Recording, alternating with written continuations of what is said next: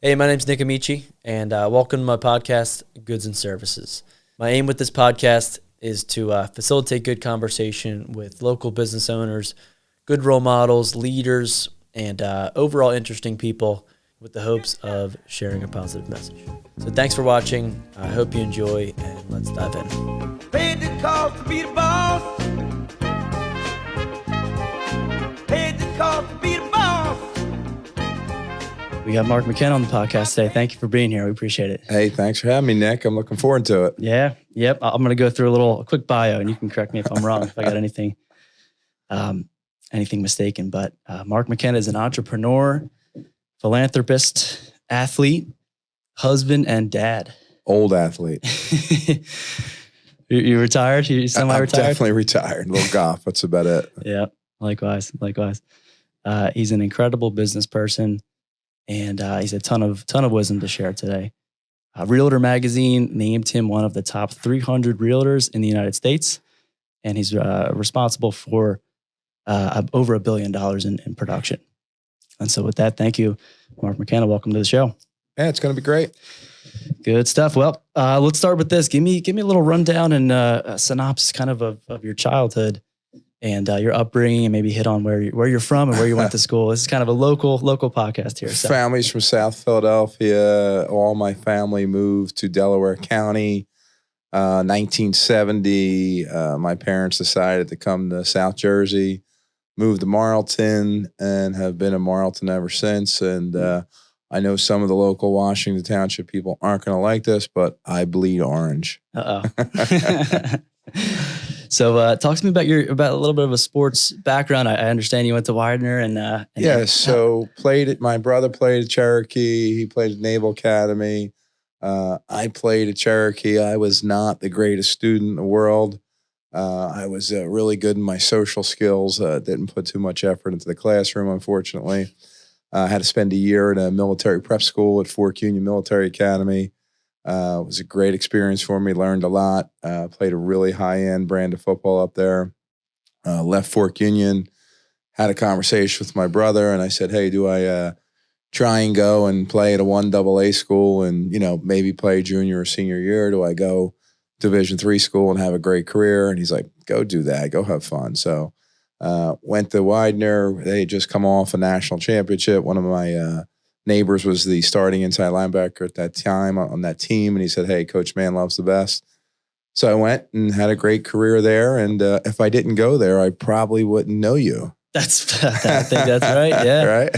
Yeah. So we're connected through my aunt and uncle, who were Nikki both and Mark Widener alum, correct? That's right. Yeah. Talk to me a little bit about how your sports background and competitive sports kind of played into your success in business. Oh God, it's so important. I mean, it's like not even funny. Like when you're in a sales environment and you don't get paid on a daily basis, it's all about your competitive nature. So, it's something that I always look for people who were athletes, especially if you played any sport in 4 years of college, because that's a difficult thing to do. A lot of people come out of high school and do this. But if you can stay there all 4 years and play all 4 years, you don't have to be the star of the team, but it just shows you have the work ethic to actually stick it out. Because there's plenty of times I would be like, "Oh man, I wish I was home in bed or going out with all my friends tonight and blah, blah, blah." Because when you play at a Division III school, they're not paying for you to play. You're playing because you love to play the game, right? Mm-hmm. So it's a big commitment because you're still paying for your school. And we worked the whole time. Like my brother was in the pizza business. I used to leave practice on Fridays, drive back home to Marlton, make pizzas 5 to 8, go back to Widener, and because it was a family business, and that's what we did. So having that, and you don't know how you can push your body. So when you're an athlete and you're going through double sessions, which they don't have anymore, and it's August and it's 95 degrees and everybody's on the beach and you're butting heads with a guy who's 300 pounds, you know how to push your body a little bit more than most people. So, and you take that same mentality into your business world and you say, "Hey, no one's going to outwork me. I might not be the smartest guy in the room, but nobody's going to outwork me. That's for sure." Mm-hmm. Yeah, I like that. And you continue to take care of your body now. I know you go to the gym, and starting your day off, getting the sweat in makes everything else after that seem a little bit easier. Yeah, I mean, it does. I've had my battles through the years of working out, not working out. I'm kind of in a better spot right now. It's important, I think, to get up early in the morning, get your day started right, do your workout. And if you're going to, be a sauna person, do a cold plunge, whatever you want to do. When you get up at 5 o'clock and you're rolling at work at 8:30, you're 3.5 hours into the day. You're a lot sharper than 99.9% of the general public. So you have a huge advantage. Plus you get in, I'll spend 45 minutes on the phone, checking my emails, doing things that I'm just kind of going through my routine. And I'm way ahead of the game. Right. That's how you become productive. I would love to do a study of everybody who gets to the gym between 5 and 6 in the morning and see how productive and where their income is in relative to the rest of the people out there. Because I think it's such self-discipline to do that it's going to take you to another level in your world. Yeah. I was reading something the other day. It said that there's no such thing as a loser who wakes up at 5 or 5:30 and gets to the gym by 6 and starts their day that way. I agree with that. I mean, to a point, Yeah. There's some guys who I've seen, I don't go to the gym anymore. I work out in my garage. Yeah. I couldn't take dealing with people in the morning, so I just do my own thing. Yeah. But that's actually a good thing. The thing we say in real estate, there's no losing in real estate, just learning. So you just constantly learn all the time and learn all the time. Yeah. Yep. That's a good segue into this. How did you get your start originally into real estate? Sure. Well, in 1978, my dad had this bright idea to start a real estate firm. We had about 8 cents, and he had rented a store front on Main Street in Marlton. And, I was 10 at the time, so I was kind of raised in the business. And as time progressed, I kind of liked listening to all the stories, and my 2 brothers wanted nothing to do with it, right? So, unfortunately, in 1984, my father passed away tragically, and my mother had to finish, she take over the business, and she didn't have a broker's license. So I was a sophomore in high school. I would quiz her at night. She was working, trying to, put life back to normal for everybody. And she had to pass her test within a year. And boy, she couldn't get any questions right. I'm like, man, she's going to fail this test. Holy shit. So, and she passed the test, right? So then she buried her head. And from 1984 to 1991, she kept working and working. And, we were a small shop back then. We had 8 to 10 agents. I joined in 91. But during that time, I would always listen. And, we had a phone at home. When she would come home, she would answer the phone for the office. Sometimes I would answer it. I was like 15, like taking messages down, putting up signs every weekend, handing out mailers. Like that's what myself and a bunch of my friends did. And when I turned 18, I got my license. So I didn't practice till like my senior year in college. I went on some appointments. And as soon as I got done school, I came in full time. I'm like, this is what I want to do. Yeah.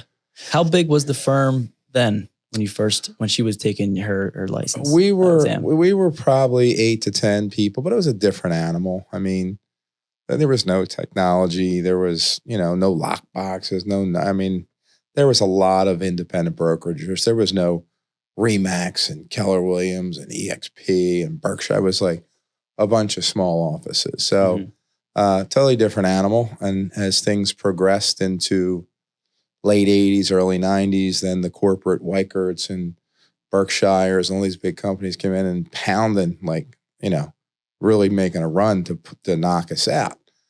I'm not going to mention any names, but one of the best days in our was a big win for us is we had a real big office in our town, and they always wanted to take us out.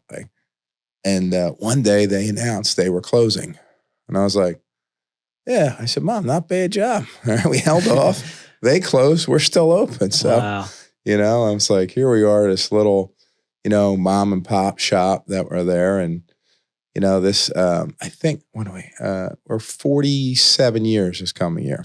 Man, very impressive. Yeah. Yeah, that's excellent. So, so we always had that, 8 to 10. And then in the 90s, we were at like 12 to 15.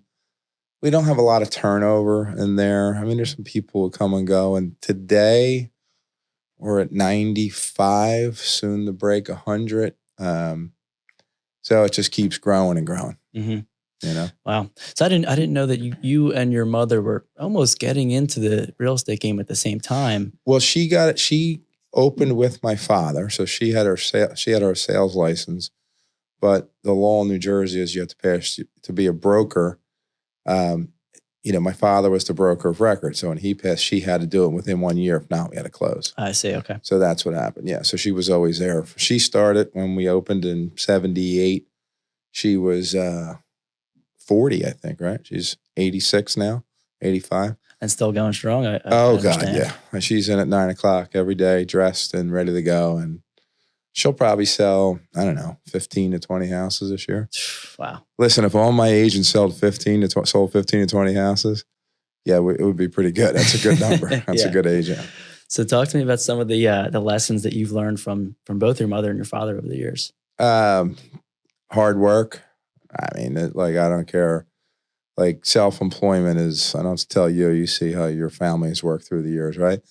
It's just a lot. And when your name's on the sign, you tend to work harder if you want to be successful. I mean, not a lot of businesses last second generation. I think it's like 99% fail. Mm-hmm. So my son just came in and hopefully we can take it to a third generation. But, hard work, there's a lot of sacrifices, especially in the real estate world where you work weekends or money time, late for a party or, missing a game, unfortunately, and some things here and there that you would not want to do. But, if you're building something that you plan to be in for a long time, I got to tell you, the important thing is having a family who understands what you do, right? Most people would throw me out. My wife's very tolerant. And the good thing is her father had 2 jobs 7 days a week. So she thinks it's normal how we work. We don't know anything, right? And if you come from that 9 to 5, Monday to Friday, Saturday's like, oh, let's go on a picnic. Yeah. Right? That's not our world, right? We run 7 days. It's a 70 to 80 hour work week.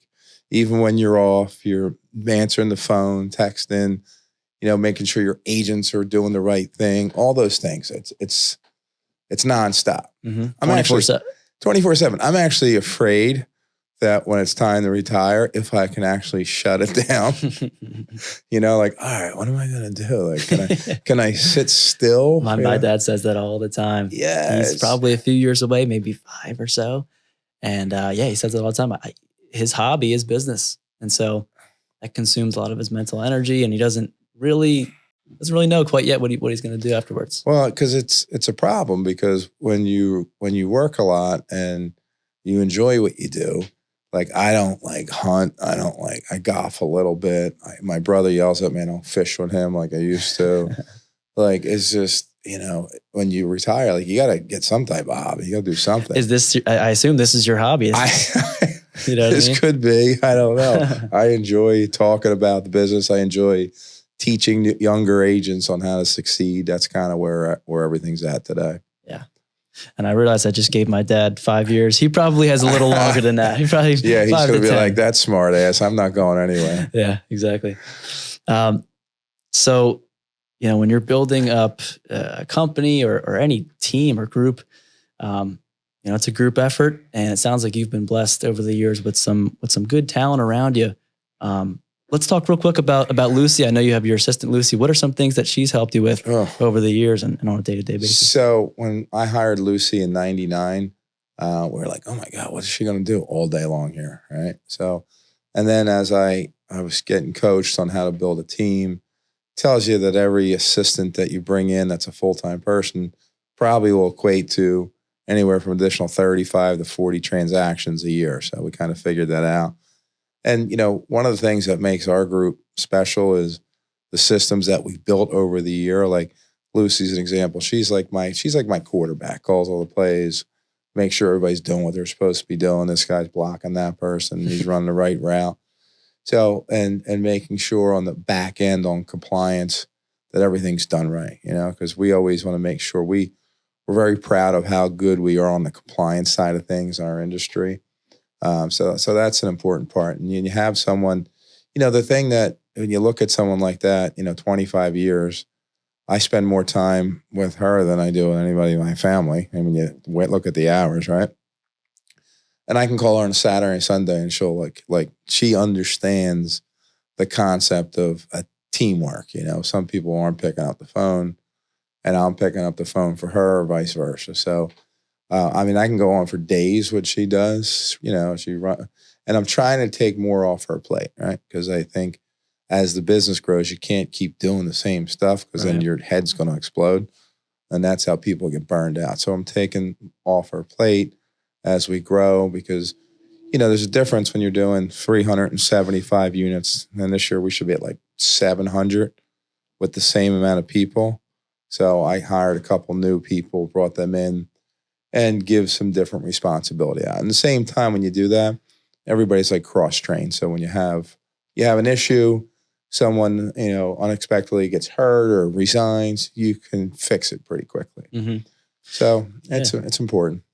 You mentioned compliance. As somebody who doesn't really know too much about the real estate, business and especially the behind the scenes stuff, what all goes into the compliance end? So now that we're part of EXP, all of our files are in the cloud. So, our agents know that there's checklists of things that must be in your file in the cloud in order for you to get paid.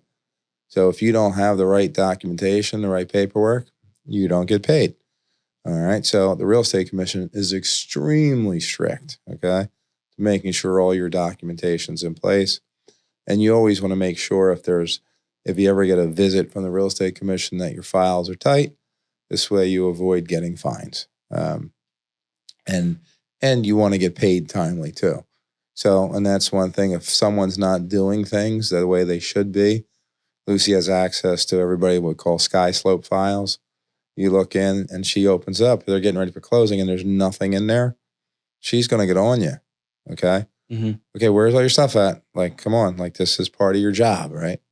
So, and that's the kind of things that she does to make sure, are the people who work with us on the back end at EXP, they just like, man, she's great. She really knocks it out of the park. Wow. So, again, she's probably processed 10,000 transactions in her career. So she should have it down at this point, right? You would hope. Yeah. That's interesting. Yeah. I'm personally in the phase of, as we grow, potentially looking at, adding an assistant and some more admin help, on my end. What other things maybe does she do? Is a lot of her work in compliance? Or is there I have 8 people in the office now. So everybody has different roles. So, and I can see what I was doing wrong just recently. I hired someone just to be like my right hand, like, dealing with things, help me fill out permits for, I have 3 houses right now that don't have permits for certain things. It's time consuming. Yeah. Teaching that person how to do that, understanding the sale from start to finish. And I tell these people, because that role only lasts 2 to 3 years, because then you just get tired of you're like, do you ever stop? I'm like, no. So I said, listen, you're going to learn the business inside and out. You'll become a great salesperson. This is a great opportunity for you to learn the business, work with some of my clientele, and take it. And then you'll be, in 3-5 years, you'll be making really good money selling real estate. I put them on salary.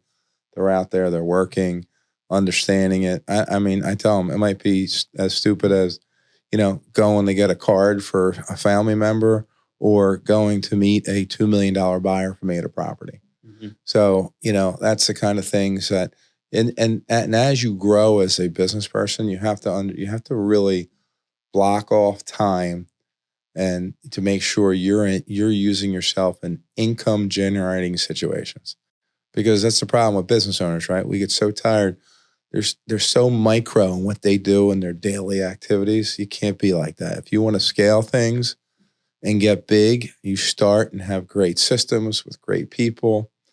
And then you look and you can look for more of a macro process of how you're going to make it better and get the volume up. And that's where we're at right now. And, the one thing that makes me feel really good about what we're doing, when I get agents who come from other offices, they're like, oh my God, your team of salaried people that you built are amazing. Not only are they amazing, but they're the nicest, most polite people on the planet. I'm like, yeah. I said, because I hire people who I don't just know them, like met them on the street the other day.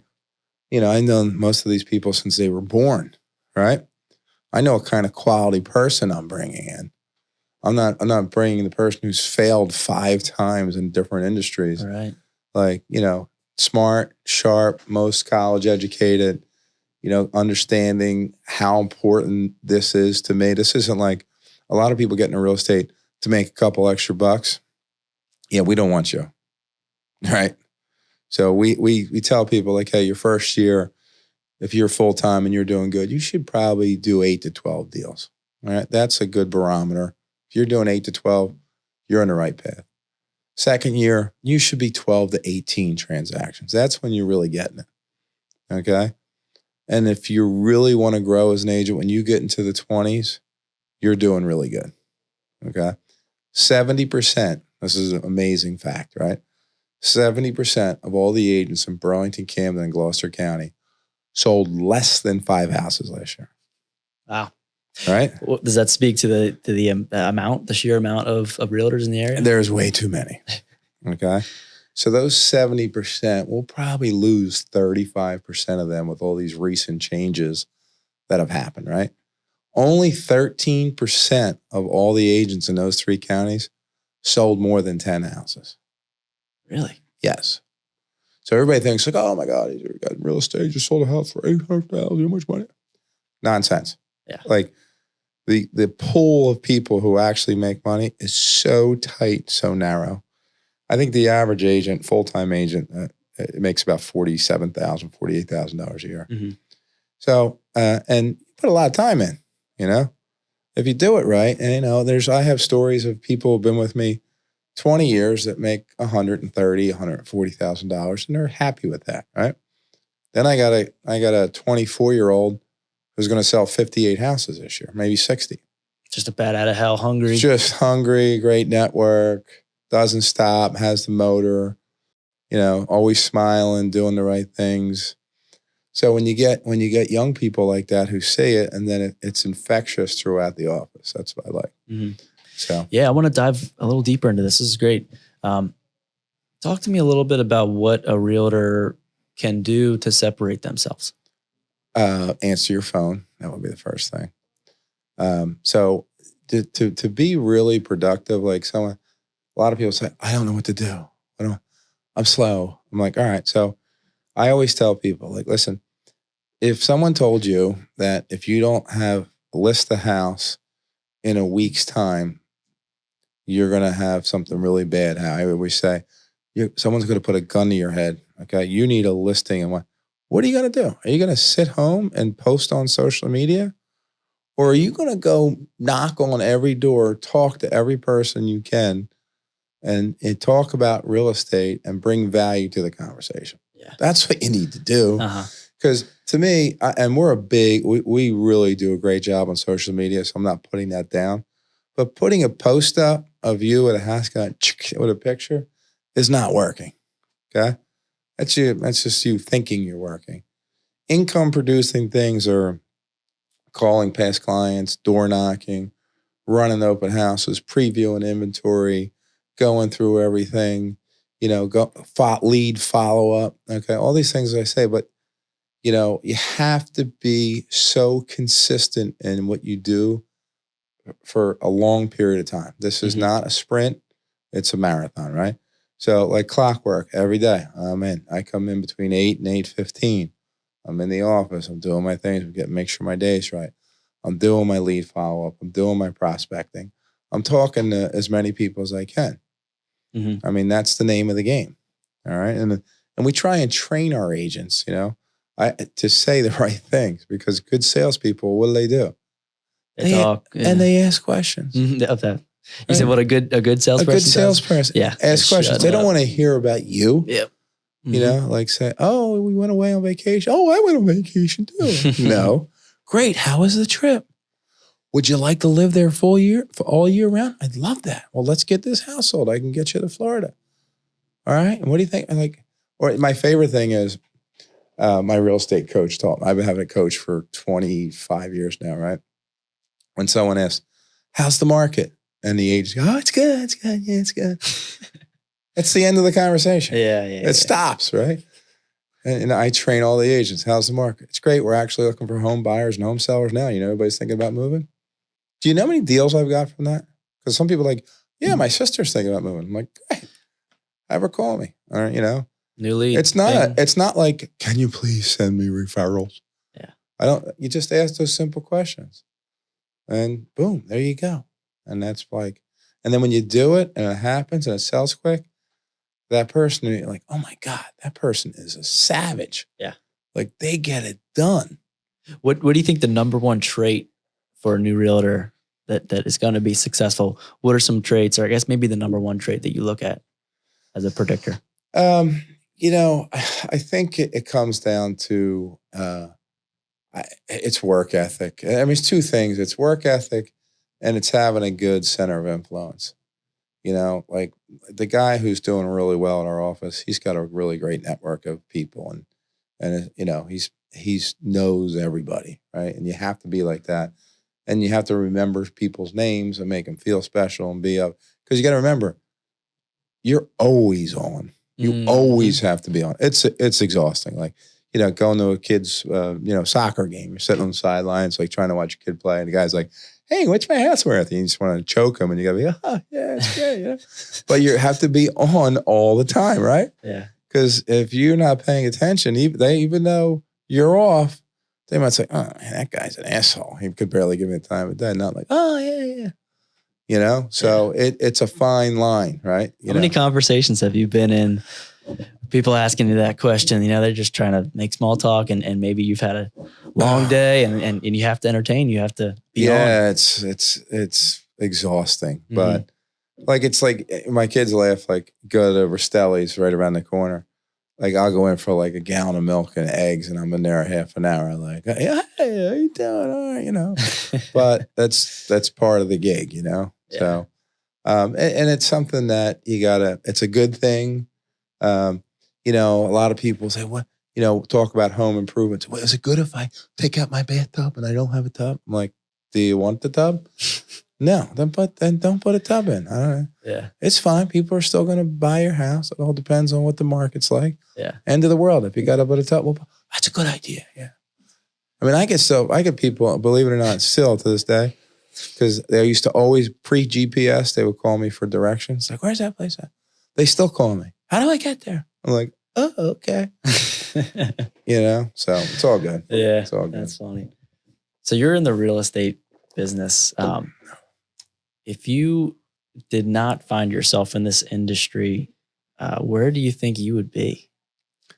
Or what industry, I guess, would you? You know, I think sales is probably the one thing I just would. You know, I was most talkative in high school and my senior class. You know, I've always been a talker.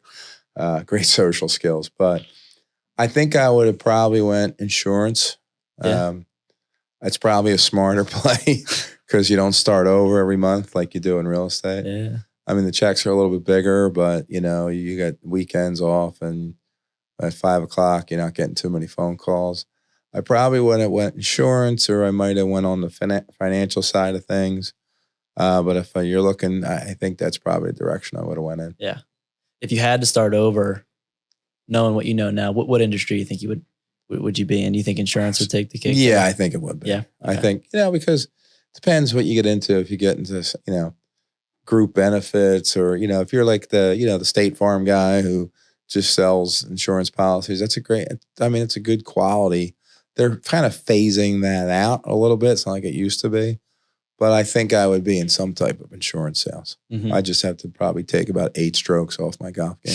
Yeah. But I would probably be golfing a lot more. That's why. Yeah. You know? Oh, man. Yeah. You're, so we were talking a couple minutes ago about income producing activities. For you, what are some of those income producing activities now that you're not, you know, full time in in the Well, real estate I'm game. still meeting selling with customers. hard. Oh, you are? I'm still selling Okay. hard. I'll still sell 100 houses this year. Wow.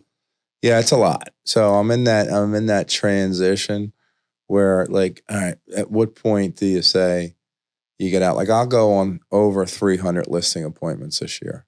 Wow. So yeah, that's I didn't realize that. oh yeah. And that probably keeps you, your ear to the street. And yeah, you get to interact with a lot of agents. You get to see what's happening. Like, I mean, when I tell you the numbers, like most agents sell less than 5, and I'm telling you I'm going on 300 listing appointments, you can see the level of intensity of what your day is like, right?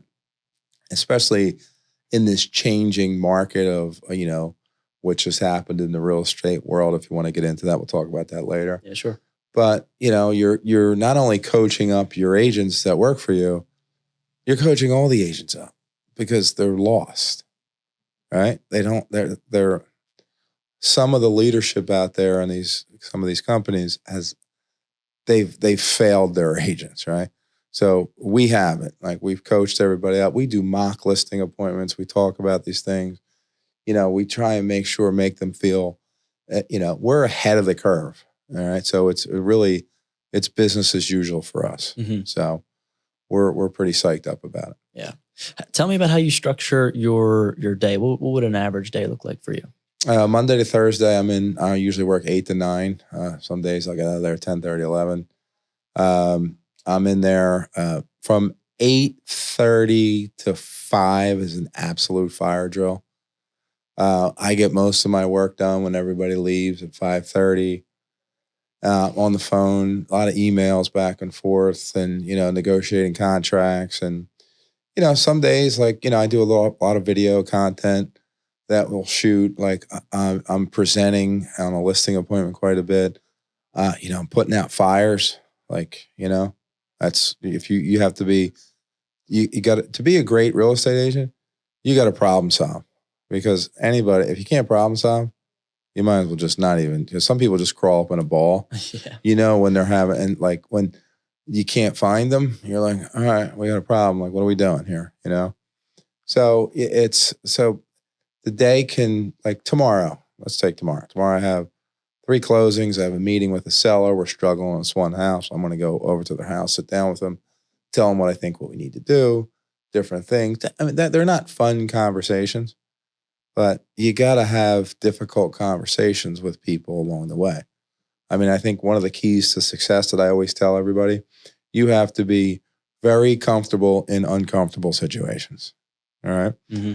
So, and I always laugh, like, to insult me, you really, really have to insult me. Like, people say some of the nastiest things to me. I just find it so funny. I'm just like, really? But you just have to be so, like, thick-skinned about everything. And remember the goal at the end of the day. You have a fiduciary relationship to your client to make sure they get the most money and have a good experience. And with that comes some difficult conversations. So, and everybody's different. Mm-hmm. So, when you get, some agents just like, I'll help them through a deal. Oh my God, my seller's so mean, so tough, right? I had this one of my agents, and most of, in the last 4 years, you only had a house on the week up for sale for a week at most, right? So now the market's kind of shifting a little bit, still very strong, but it might take you 45, 60 days to sell a house. I mean, these people are going bananas that it's taking you that long. So I had a Zoom call with this one seller and my agent, and we got off the call. She was like in tears, right? She's like, that guy was the meanest person I ever met. I go, oh, that's nothing. That's fine. He's just wants you to earn your money and make sure you're working for it. Yeah. But, like, it's not for everybody. Yeah. The one thing that really surprises me, I'm going to tell you, is you really got to be careful when you negotiate with people, sellers or buyers at night, and they're all like having a couple cocktails, and some people go at it pretty hard and forget the entire conversation in the morning. I've sold houses, called people the next day, like, what are you talking about? I'm like, yeah, we had an offer acceptance letter. So you need to follow. That happened to me a couple times. Always, when you had that conversation, as soon as we're done, hang up the phone or send an email or text. hey, it was great talking. I just want to be clear. This is what we're doing. Please give me a thumbs up or a thumbs down. Yeah. Because it's a little scary. How many deals have fallen through like that? Or just I've had a couple. I mean, blindside. I'm like thinking I'm getting punked, you know? Yeah. So it happens, but that's part of life, right? How much time does a realtor have to kind of invest in a particular deal? I'm sure it's relative. It's all. I mean, on the listing side, you can list, I mean, back in 2010 to 2018, I would carry myself 50 to 60 active listings, right? Because the stuff doesn't turn over 1, 2, 3. It was sitting there, it would take you 6 months to sell a house. So, it depends on, you can handle a lot of sellers. You can only really work with 4 to 6 really like hot buyers at once. Because when you're a buyer's agent, you're in the car, you're taking them out, you're doing the inspections, you're a lot of hand holding. Right. So, so it depends. And everybody's like, oh my God, how do you get listings? I'm like, I've been doing it 35 years, right? It comes with time, right? Volume and time. But there's a point in time where, you go back to 2008, 9, 10, 11, we would cringe when we would get calls for listings. Like, not another one. Like, you would have so many properties that didn't move every day. You were just getting beat up. Why is my house on? Like, oh, I can't take this anymore. Yeah. What do you do in that situation? You drink a lot of vodka when you go home. My wife always knew how bad my day was based on the glass I would pour. Yeah, they were, listen, 2008 to 2012, that was some tough ass times. Yeah. Like I really thought and I say to people now, I look back on it, man, if I can get through that time, I mean, you're going to settlement tables and banks are calling, yeah, we're out of business. We're not funding. Thank you. And I hang up and everybody's there right? Like, what do you do? And I'm like, okay, no one died. It's okay. Like, you got to be the voice of reason. Okay. Like, it's the only check I had that month, Like, I'll give you an example, right? This is how bad it was. In July of 2011, we were my group, #1 team in Burlington County that year. We had 2 settlements in July. Both were $150,000 condos. Oh. I think I made $3,000 in July. And I had $3,000 gross, payroll, all these things. And I'm like, oh my God, I gotta change things up, right? And then I kind of was up thinking about it. So I said, all right, we're gonna change the way we do business. This is what we're gonna do. And I'm telling you, from August of 2011, a little better. It kept going up, and up. And it really hasn't stopped since then. But hopefully we never see those dark times again. Yeah, you're right. That was tough. And people who got into real estate anytime after 2013 have no idea even how to get price reductions. Right. They've only known good times. Good times make weak people. Yeah. Right? Yeah. In 08, I've heard a ton of stories from my dad. The fence industry, it's home improvement. Homes aren't selling. And that's what you get. You get a struggling market. A lot of the little fence guys in the area start to go out of business. They start to, switch it up. It's almost, I don't know if it's good for a correction every once in a while to maybe even out the market or kind of reset some things. What's your take on that? Do you think that's a positive thing? I think it's definitely a positive thing. Yeah. I think, the real smart business owner who keeps overhead low and works hard and sharpens their skills all the time, always gets stronger in a down market. I think that all the time. Mm-hmm. You can't make bad decisions. There's no margin for error as a small business owner. You got to be really smart. Mm-hmm. Not that I'm really smart, but you just can't make big mistakes because it takes too long. Like, I mean, you go around, like my wife and I were down on South Street like 3 weeks ago. So many stores are closed. I'm like, do you know how hard it is to be a small business and succeed? Like, I get all these people, I want to open a coffee shop. I'm like, do you know how many cups of coffee you need to sell? I always think about to that. pay the rent? Yeah, the sheer numbers. Like, not just units. the rent, and then the people who work there, and then all. I'm like, it's insanity. Mm-hmm. Insanity. Yeah. So, and it's just, you just can't take your foot off the gas pedal. And you can't give people who are business owners, when you get flat footed, you're in trouble. Yeah. You're either spiraling up or down. Yeah, That's what my dad always says. So, you know, what are some of the things that you did in 2008 to kind of course correct when times got tough? You know, it snuck up on us a little bit. I think the market shut down, in my opinion, May 1st, 2006, because we realized inventory doubled from May to August. And your pipeline was so big, you were kind of like, and all of a sudden, like, uh-oh, it's here. So your price reduction started. We didn't think it would be as bad as it was. And then when the financial crisis hit on top of it, it was just like, what did we do? You know, we had to really focus on being buyer-oriented instead of so listing-oriented, because once the market shifts, you need to know how to attract buyers, right? A lot of people will discount buyers because they're a lot of work.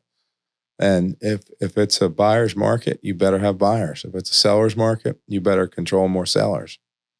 So it's kind of what we did. We kind of, you know, we got involved. We started doing a lot of Zillow work back then. And, you know, I always try some different things and see what sticks and what doesn't.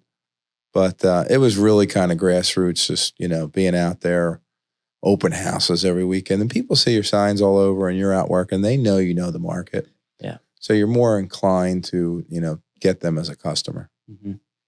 So. Yeah.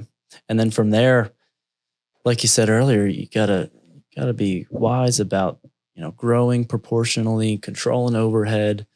How have you managed that over the years, where you're trying to grow and build a team and try to grow proportionately? It's got to be a tough call. It's definitely a tough call, because now, like, in the last 3 years, we've grown a lot, like, you know, and we've learned a lot. Oh my God, so much. You know, you make mistakes on people, and, you know, you got to be careful how much time you invest into people. If they're not buying, like, we know right away if someone's going to make it. If they're buying in, we know right away, right? So when we look at that, and, you know, like, and I don't want like numbers. I don't want like, yeah, we have 327 agents. Like, that's not what we want. So we'll hire and we'll cut back. We'll hire, cut back. So just to make sure that the people that work for us are A, representing the brand the right way, and B, they're putting in the time and have the work ethic. I mean, that's key. And they're always like, after they've been there for a little bit, they're like, how do you do this that long? I'm like, I don't know any better. I don't know. I just work, you know. I had 3 kids that I put through college, and, you know, and work and show them how to do it, because I think a lot of people don't want to put the time in today to really be successful. Yeah. What are some things that you do to train your sales team? Is there a lot of motivation, or how do you split that up between? So tactical stuff? We have an ISA who does a lot of one-on-one training with them.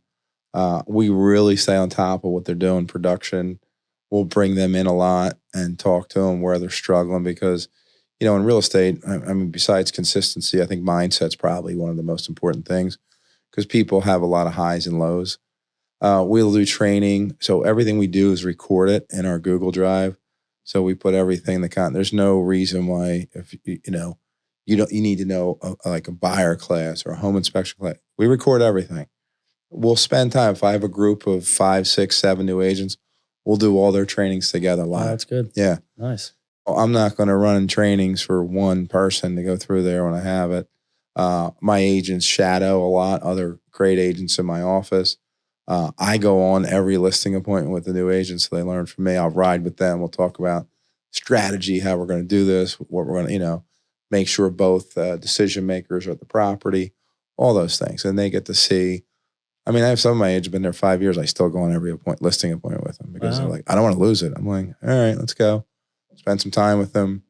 You know, drive. I say, you drive. I can do all my calls and texts, and we'll talk about what we're going to do. Yeah. So it's a pretty good setup. So they like the hands-on. So, and I'm right at that point, right? Like, how long can I sell 100 houses and kind of manage with a couple of my people in my office and really give people great service? So the goal is get out of production in the next 2 years, give my book of business to different people in the office, kind of coach them, watch them grow, and then just keep building something bigger. Mm-hmm. Yeah, man. So you're right at the cusp here. Where how many direct reports would you say you have? A lot. I talk to I do 12 to 13,000 text messages a month. Yeah. Right? Yeah, man. Yeah, it's a lot. Yeah. I mean, I'm probably in 250 threads a day. Yeah. Like, whew. That's impressive. That's impressive. I always like to have conversations like this to kind of reset my expectation and reset my bar for what's working hard and what's not. I went out to Chicago for a Phillies Cubs game with a friend of mine July 1st, 2nd, and 3rd. And we've never been away. He's like, dude, do you ever stop work? I'm like, my wife's just fine. She's in another world. She's like, yeah, I'm used to it. I'm like, listen, I'm not even calling everybody back. I'm just taking care of the urgent stuff right now. Wow. So yeah, before we continue, real quick, you had an acronym. You said, was it like a IS or something? ISA, it's my inside sales agent. So they deal, your ISA is probably one of your most important people in your organization in real estate, because all the lead generation that you have, like we have an account with Zillow called Zillow Flex. I mean, we'll get 200 to 220 direct consumer contacts a month. All right. Buyers, sellers, they're scripted. Zillow grades us out with AI. Like it's, real estate's technical now. It's not like it used to be. Yeah. Like, hey, go do an open house and sit there and, hand out your magnets, right? No. So there's all different lead sources that we do to provide business for our agents. So that's one of the things. If we have a good agent who's doing 8 to 12 deals with somebody else, we think we can put another 6 to 10 deals in their lap. Okay. Now they don't make as much because it's an office generated lead. So we paid to get to that lead. So it's less money, but it helps them build their referral pool. Yeah. That's what we do. What percentage of your transactions are via paid ads like Zillow or referral based? It's probably about close to 30%. Come from Zillow? Come from either Zillow, a celebrity agent, which we use, Ylopo, Google Ads, all these different sources. I mean, it's expensive. I mean, it's like it doubles your payroll at the end of the day. Mm-hmm.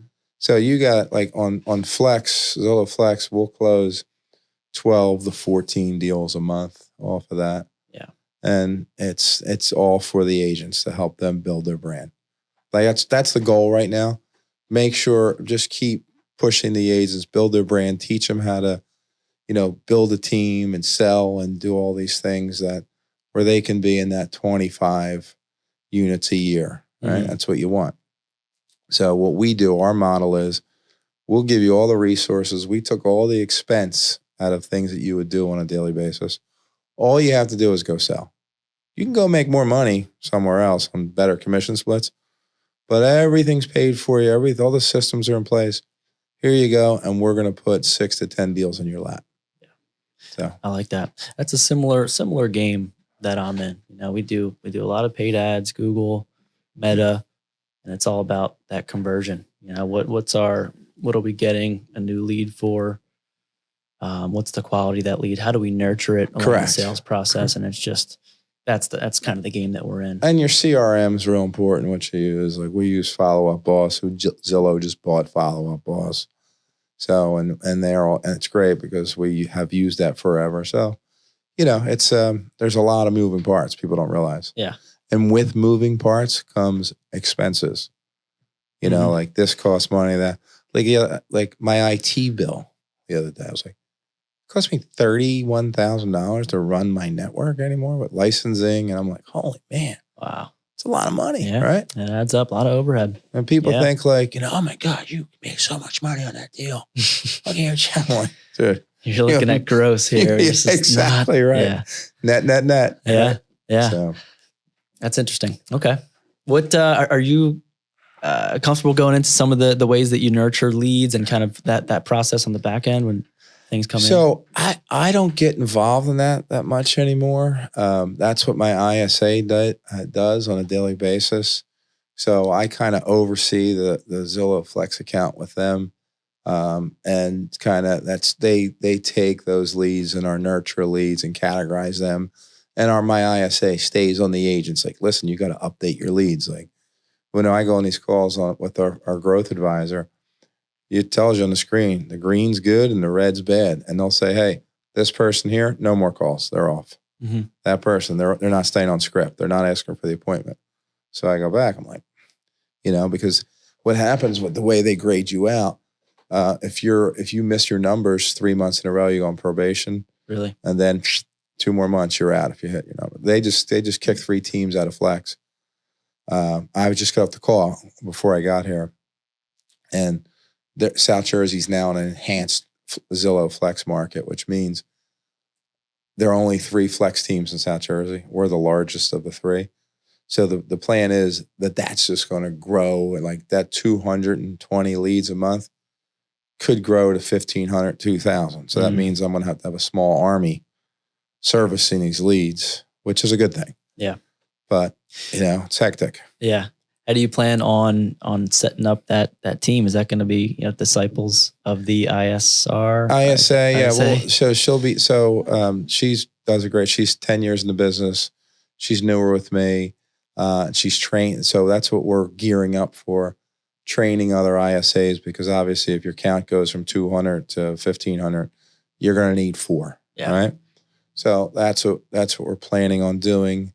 We're opening up. We're in Marlton and Maple Shade now. We're going to be opening up in Cherry Hill probably in the first quarter of 2025. I have the ability to open up something in Washington Township. That might happen sooner than later. And we're going to go down the shore as well. So the goal is 5 places, 1 main headquarters, the rest of them smaller shops, and then again keep the overhead low, right? Mm-hmm. Yep. And kind of running everything through there. Wow, that sounds like a great opportunity. Congratulations. Thank you. That's awesome. I'll have 2 hairs left on my head when that happens. Yeah. Before one last thing here. Do you have any tips on hiring itself and how to grow a team? I've been let down a lot. Some people interview really well. What I do now is I'll let them go through a screening process with some of my staff until they get to me. And then, hiring agents is pretty easy. I ask, what do you love about real estate? Oh, I love houses. Okay. Who doesn't love houses, right? Or I want a flexible schedule. And they're there, right away, they're like big no's, right? Hiring salaried people in the office is something that some people interview really well. I've been let down before, but I think our turnover is a lot lower. And a lot of people look at the opportunity. When you come in and work inside with us, you're going to learn so much about real estate because you're going to be in there every day listening to the conversations, listening to how we talk to people, getting coached up, why we did this, what's been successful. And they feel so much more comfortable about getting into doing this full time. Mm-hmm. So, yeah. But I can't, I honestly, it's tough. When we just put a position out on Indeed, we must have got 50 people. And first of all, here, I'm going to give 2 tips to people who come interview. Okay. The one's going to really surprise you. Please don't wear shorts. Okay. I've had 3 male adults come in shorts. Okay. Number 2, take your time when you put your resume together. My wife's a business teacher. I show her some of these resumes. She's like, oh my God. Yeah. I'm like, oh God. It's like, do you really want the job? What you just sent over? So yeah, it's interesting. Yeah. What we've been doing recently is group interviews, bringing in, because the show rates are unbelievably low, especially when you're hiring for a certain caliber position. It's like, we'll get 50, 100 people apply, maybe 25 we'll get on the phone with them and have them scheduled for an interview. And of the 25, you'll probably get 8, 7 to show. Yeah. Some people, we'll call them the morning of, hey, you going to be here? It's 3:00 just to confirm. Yeah. And then no shows. So we've been trying to, schedule a bunch and That's smart. See who comes, and then we'll have more of an interactive type of thing. So That's something we're trying. And I think our model's a little different now too, because I don't really have to recruit because my agents are so happy That's excellent. where they're at. And they're like, hey, how do you like it over there? I'm like, oh, they're like, because we don't tolerate, we have a zero drama policy. Zero. All right. I'm sorry, I can't deal with this. You have too much going on in your life to work here. When you get everything figured out, you might want to go to school, but I'm sending your license back to the state. They're like, really? I'm like, yeah. Like, you know, How do people take that sometimes? I tell them in the interview process, and they're pretty good with it. And then when I start to see a little bit, I'm like, remember, we have a zero drama policy. Yeah. And they're like, look at me. And, you know, and at the end of the day, you know, the key of our business, we're still a family business. So we gotta, you know, every family has some quirks in it and odd people, I guess you could say. But, you know, we really got to keep that at a minimum because it's not good when you're doing high volume. Yeah. Culture fit is huge. We're, you know, I'm sure just like you, looking to keep the same family culture and make sure that everyone fits in with our morals and values. You could feel it in here when you walked in. Like everybody was happy, nice, working. I noticed that. Like everybody's typing away and working, like smiles, not like, you know, they don't have RBF when you walk in there. So it's RBS? Resting bitch face. Yeah. I didn't know that one. None of that. You just put me onto that phrase. I like that. Yeah. RBF's a problem. Yeah, a lot of friendly faces. That's FNC important. USA. So it's September 5th, 2024. And I have two questions here, and then we'll go rapid fire to finish it off. But September 5th, 2024 is today's date. Talk to me a little bit about the current real estate landscape. We're in a weird spot right now. I think inventory's kind of building up a little bit. I think people have a lot of election anxiety, which way the economy's going to go. I think South Jersey finally has stepped up to where it needs to be. I thought we were undervalued for such a long time, and people really realize that it's a good place to live with good quality housing at a lower cost. So I think our numbers are going to stay pretty steady. You know, it's all an inventory-based thing. You know, if you have 1,000 signs here, your prices are going to go down. I mean, fences. If you have 5 fences, your prices are going to go up because you can't get it. Same thing in real estate. So our inventory is still about 70% off. So once that inventory starts to get normal levels, then you'll start to see prices pull back a decent amount. I don't see that happening for another year, but I definitely see things slowing up as far as you're not getting 20 offers and sells in 5 minutes. They're selling in 75 days. It's more of a normal market. It's better for home buyers. They don't feel that pressure to make an offer in 2 seconds and give away the ranch and do this. But there are still plenty of situations that 2, 3, 4 offers. We've seen still plenty of that. I lost a bid this weekend, $495 house that was on a lake. It was more in the dirt. What's the value? I offered $625 cash. I didn't get it. You know, it's 130,000 over. Wow. I just missed it. And the agent underpriced it. She knew it. We talked about it, but yeah, it's competitive still. Mm-hmm. Do you have any advice for current home buyers? Don't wait and buy and wait. Okay. Because at the end of the day, I tell everybody the same thing. Anybody you know, when they die and they have a lot of money, they all have one thing in common. They own a shit ton of real estate. Okay. Because typically real estate doubles every 10 to 12 years. So it's again, same thing. I sound like same with that cliche. It's not a sprint. It's a marathon. If you're a younger buyer and your income's going to increase and you want to just build your portfolio, if you can buy a house every 3 to 4 years and make sure you're generating income and you're buying smart, you're going to put yourself way, way ahead of the pack. Mm-hmm. Yeah. How about advice to sellers right now? Don't get greedy. Okay. Your house is probably worth about 70%, or I shouldn't say 70, yeah, close to 50% less 4 years ago.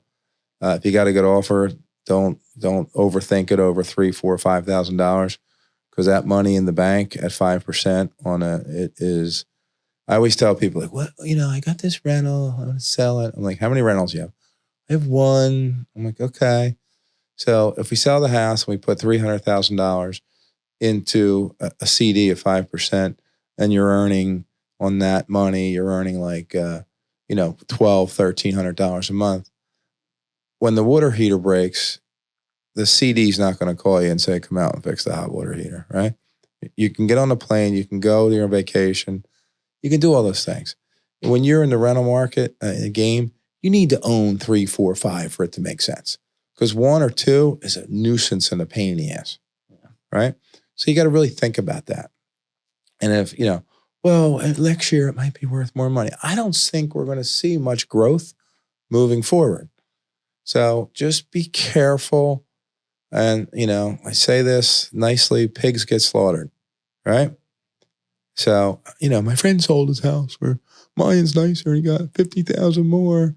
I'm like, well, you should have put your house up in April last year. I don't know what to tell you. Timing. Yeah. Like the one thing that is great about this market, it doesn't lie, right? If your house is up and it's not sold and you're seeing the same offers, that's what your house is worth.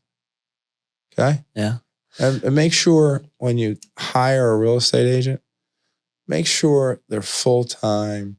You do your homework on reviews. You make sure they're selling 10, 15 houses a year. They know what they're doing. They're using professional photography. Their back end of the office, their social media is strong. They're all important things. Mm-hmm.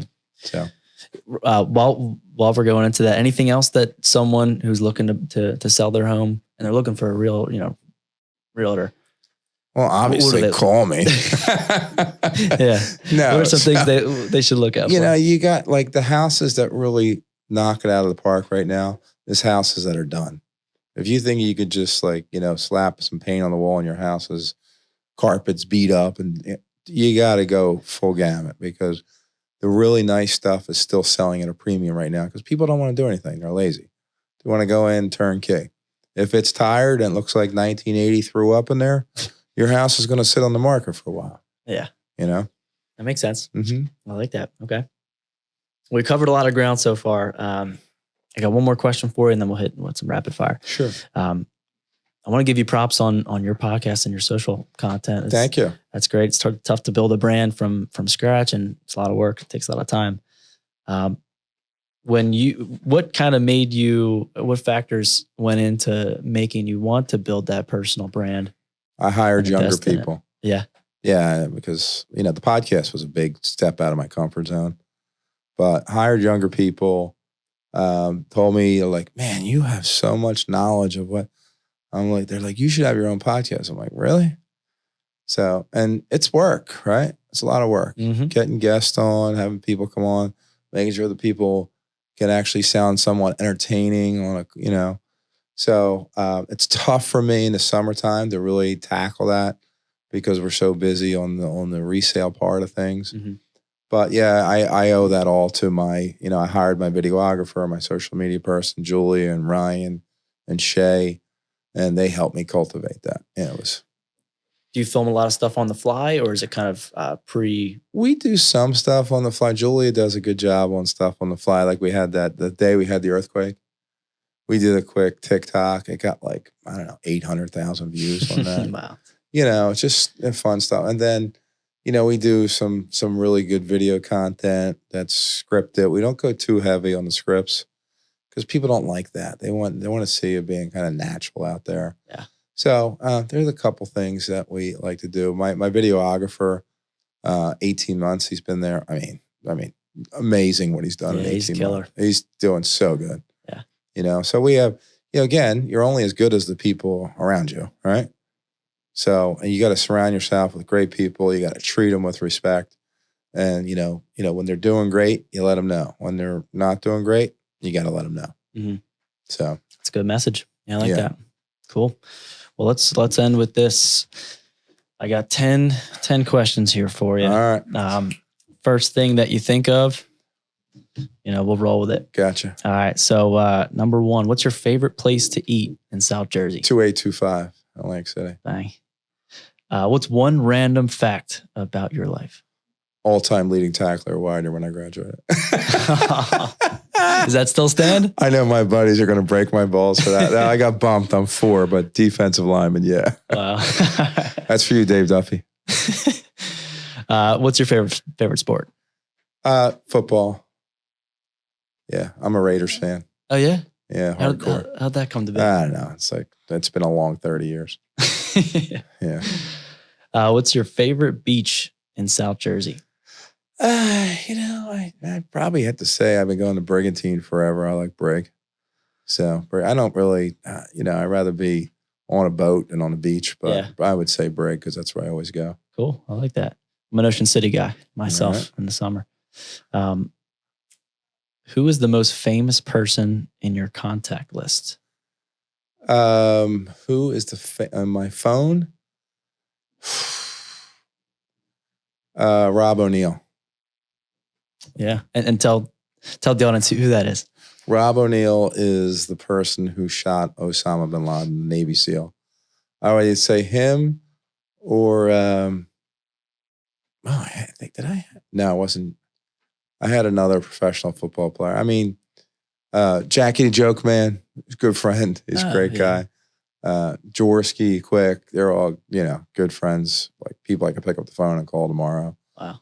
But it's a good, all good, solid people. Yeah. How did you get connected with Jaworski and Mike Quick? Mike's lives in my mother's neighborhood. He actually went to Fork Union where I went. We had the same coach, so we always had that bond. And Ron bought a house for me, and I've sold the family a lot of houses. So, and they're like great community people. Any fundraising, they always help. They'll come in and sign footballs for people I know are going through tough times and who are Eagles fans, and we'll drop it off. But just good quality people. Yeah, that's excellent. Awesome. What app do you spend the most time on? Which app do I spend the most time on? Unfortunately, it's probably Showing Time, which is my app for all my properties that are on there. So it's kind of a boring real estate app. Mm-hmm. or CBS Sports for my fantasy team. Yeah. It's kicking off tonight. Yep. Kicking off tonight. What's one thing on your bucket list that you have not done yet? Oh, my bucket list is big, brother. It's kind of embarrassing to even say it. I've never been to Europe. Really? Yeah, so that's going to happen next year. Yeah. Yeah, Is that on the books? That's planned? My wife and I are getting that done. So my daughters have been there. My wife's been there. And I'm stuck in these 3 counties working my ass off. Where are you looking forward to going in Europe? I want to go to Italy and I want to go to Ireland. So that's where my dad was Irish. My mother's Italian. Very cool. Yeah. Very cool. 2 spots. Nice.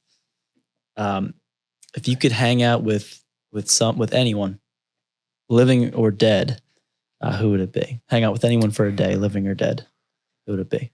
I'd probably have to say, it's a good question. I would like to talk to either Elvis or John Lennon. Yeah, one of those 2. Probably John Lennon because his life got cut short. Yeah. Yeah. Are those 2 your favorites? They're your guys? No, they're not. But they would have been a lot better if they lived a lot longer. How's that? Yeah. Makes That's sense. my thoughts. Cool. Yeah. 2 more here. Who is your biggest role model? I would have to say my mother. Yeah, because work ethic. I mean, she's a workhorse. So I would definitely say, and I've had some coaches in my career that have been a big influence on me as well. But my mother would be my top. Yeah, awesome. Likewise. When it's all said and done, how do you want to be remembered? Duh. I just dropped my phone. How do I want to be remembered? For dropping? You want to be remembered for dropping his phone? Hard worker, good time, good family guy, and just treat everybody the right way. And always get a laugh. Yeah. That's awesome. Yeah. That's a great message. Thanks for coming on. I appreciate it. No, it was great, man. Smooth. You did a great job. And I wish you the best and everything moving forward. You're going to kill it. Awesome. I appreciate it. All right. Tell the audience where they can find you. They can find me at 63 East Main Street, Marlton, New Jersey, or you can go on patmckennarealtors.com.